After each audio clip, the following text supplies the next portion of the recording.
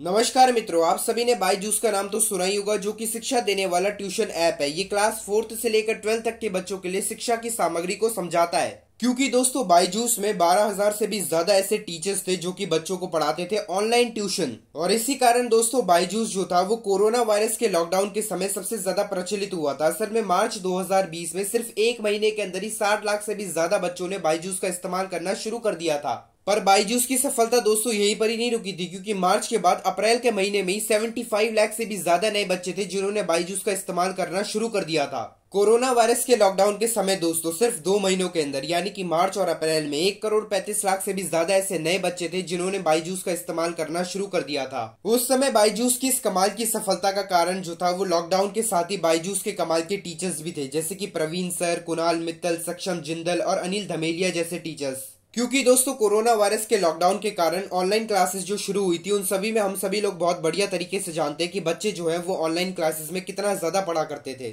हम ये बिल्कुल भी नहीं कह रहे हैं दोस्तों कि कोई भी बच्चा जो था वो पढ़ता ही नहीं था, पर असल में कई सारे ऐसे बच्चे भी थे जहां पर जिनके पास फोन ही नहीं था, तो कहीं पे नेटवर्क प्रॉब्लम की वजह से वो कुछ सुन ही नहीं पाते थे। और भी कई सारी दोस्तों ऐसी कुछ समस्याएं थी जिसके कारण कई सारे बच्चे जो थे वो पढ़ ही नहीं पा रहे थे। पर इस लॉकडाउन के समय में दोस्तों जो सबसे बढ़िया तरीके से शिक्षा देने का काम कर रहा था क्लास 4th से लेकर क्लास 12 तक के बच्चों के लिए, वो और कोई नहीं, वो बायजूस ही था। इस सब के साथ ही दोस्तों बायजूस को और भी ज्यादा लोकप्रिय बनाने के लिए बायजूस जो था वो बहुत ही बड़े सुपरस्टार्स को कास्ट किया करता था अपनी एडवर्टाइजमेंट्स के लिए। जैसे कि 2017 में बायजूस ने शाहरुख खान को साइन किया था एनुअल पेमेंट 4 करोड़ के लिए बायजूस के एडवर्टाइजमेंट्स के लिए। और शाहरुख खान दोस्तों नहीं तो सिर्फ भारत बल्कि इस पूरे विश्व में एक बहुत ही बड़ा नाम है। तो फिर आप खुद ही सोच कर देख लीजिए कि कितना बड़ा प्रभाव पड़ा होगा बायजूस के ऊपर शाहरुख खान के साथ एडवर्टाइजमेंट करने के कारण। पर भारत में दोस्तों बायजूस को सबसे पहली बार 2015 में लॉन्च किया गया था और आज के समय में बायजूस के पास 10 करोड़ से भी ज्यादा रजिस्टर्ड स्टूडेंट्स हैं। इसी के साथ ही बायजूस के पास आज के समय में भी 65 लाख से भी ज्यादा ऐसे स्टूडेंट्स हैं जो कि हर साल बायजूस का सब्सक्रिप्शन खरीदते हैं। बायजूस दोस्तों एक ऐसा शिक्षा देने वाला ट्यूशन ऐप है जहां पर बच्चों का एवरेज टाइम स्पेंडिंग जो है वो 71 मिनट्स है एक दिन के अंदर।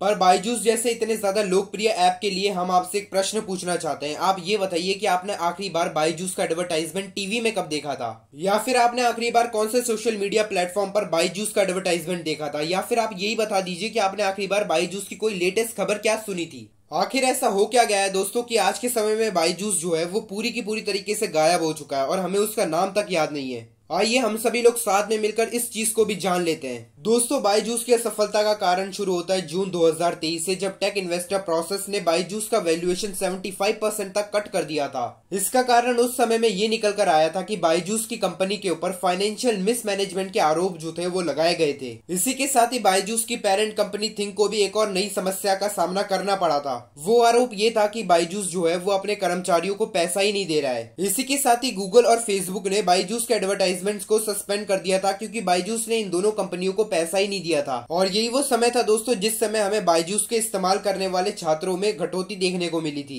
जिसका एक बड़ा कारण बायजूस के महंगे सब्सक्रिप्शन को भी बताया गया था, जो कि पूरे साल का अभी के समय तो 12,000 है, पर ये उससे भी ज्यादा था उस समय। फाइनेंशियल स्ट्रगल, लीगल इशू और इंटरनल डिस्कॉर्ड के कारण दोस्तों बायजूस का पतन हो गया था। जैसा कि आप सभी लोग अभी अपनी स्क्रीन में देख पा रहे हैं, 2017 में $1 बिलियन का था बायजूस, 2019 में $5 बिलियन का, 2020 में $10 बिलियन का, 2021 में अपने पीक साइज $22 बिलियन का, और आज के समय में यानी कि 2024 में सिर्फ $225 मिलियन तक का बचा हुआ है बायजूस।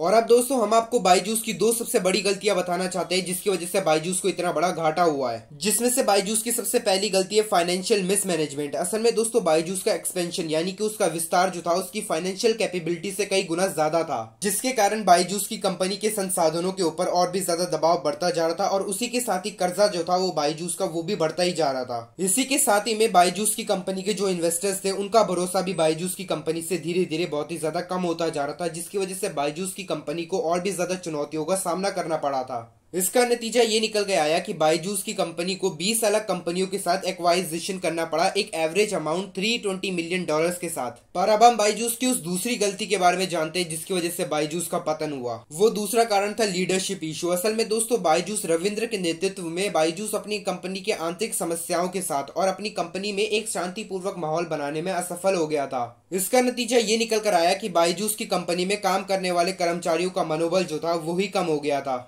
इस सब के साथ ही फिर बाद में 500 से भी ज्यादा ऐसे कर्मचारी थे जिन्हें बायजूस की कंपनी से निकाल दिया गया था।